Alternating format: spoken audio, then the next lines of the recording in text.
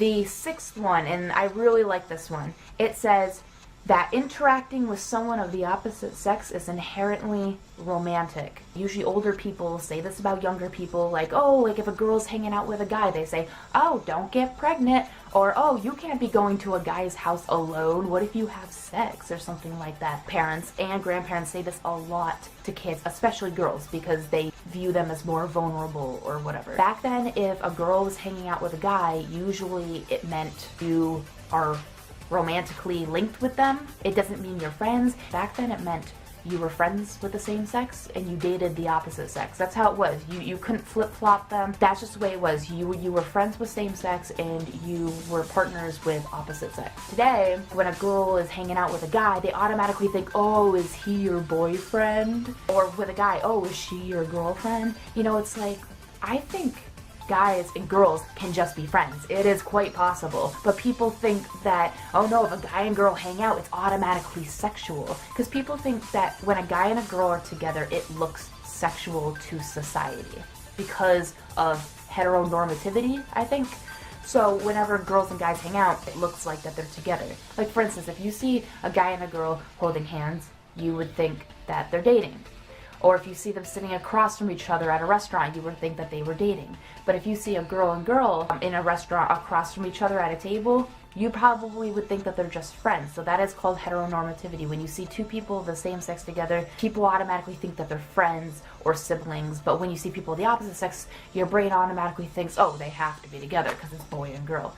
And I think that we should stop assuming that stuff, because today it's not just boy and girl who are dating. You should stop assuming that if I have a friend who's a guy, or if I'm hanging out with someone who's the opposite sex or whatever, it doesn't mean I am getting in their pants. It doesn't mean that I like them in that way. Maybe we're just friends. Gay guys hang out with girls a lot. Does that mean they like them? No, they're gay. So the gender or the sex of the person doesn't determine your attractiveness to them. And then the last one, number 7, it is that the default for someone is straight and cisgender. This is the number one thing on my list that parents should stop teaching their children. I will even repeat it. Parents should stop teaching their children that the default for someone is straight and cisgender. This one is a big one, especially now in 2015. We are getting a lot better. We're in a society still where it's straight until proven gay or anything else.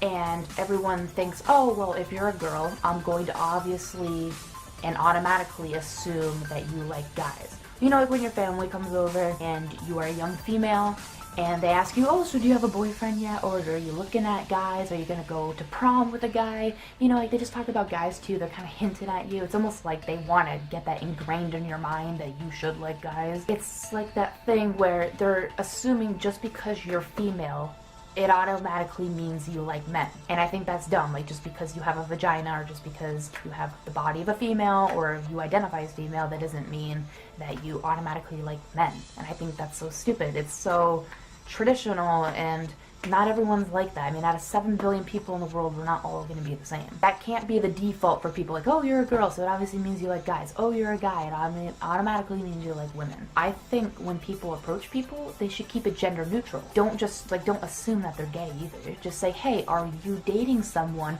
Are you seeing someone? Do you like anyone? Those are called gender neutral pronouns, and I think that they should be used more, because I just think it's more polite.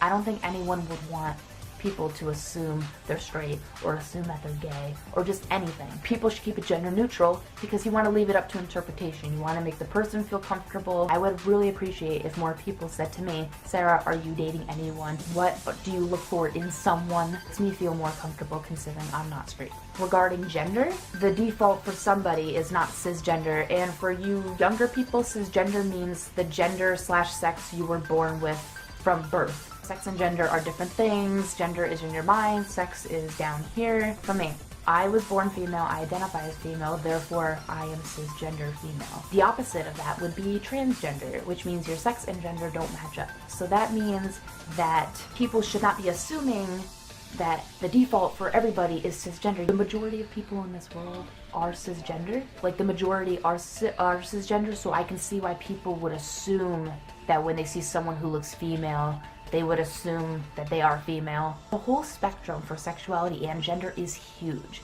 There's labels we don't even know of, and there's a lot of gray area. That's why there's more than 2 genders. There's a big gender scale outside of the binary of male and female. And there's a big scale for sexuality. There's so many sexualities, there's so many genders, lots of gray areas. So there shouldn't be a default for anybody. Humans are so complex that you can't categorize feelings and emotions into one tiny box. This is why people should not be categorized into labels and boxes in societies. We're too complex. Brains are changing every day. It's something that needs to be addressed more. So those are things I wish people, like parents, should stop teaching their kids. Down in the comments, if you want to add any other things to this list, do so. Because I'm pretty sure there are probably like 100 plus more things to add on to this list of what parents should stop teaching their kids. I only said 7. I'm pretty sure there's way more that people can add. I know I missed a lot, but I think these are like the main ones. Tumblr kind of helped me out with this video a little bit because Tumblr has so many great ideas and everything. If you've ever had an experience with your parents telling you these things, please also leave that down in the comments or message me or whatever, because I'm pretty sure we all can relate to this, because I know my parents have said a few of these things on this list to me as well in my life. And I'm pretty sure a lot of parents still do, and it should be addressed. If you've had a personal experience, leave it down in the comments. If you want to add anything to the list, put it down in the comments. I make videos whenever I want and whenever I can. So, comment, like, subscribe, and I will see you later. Bye.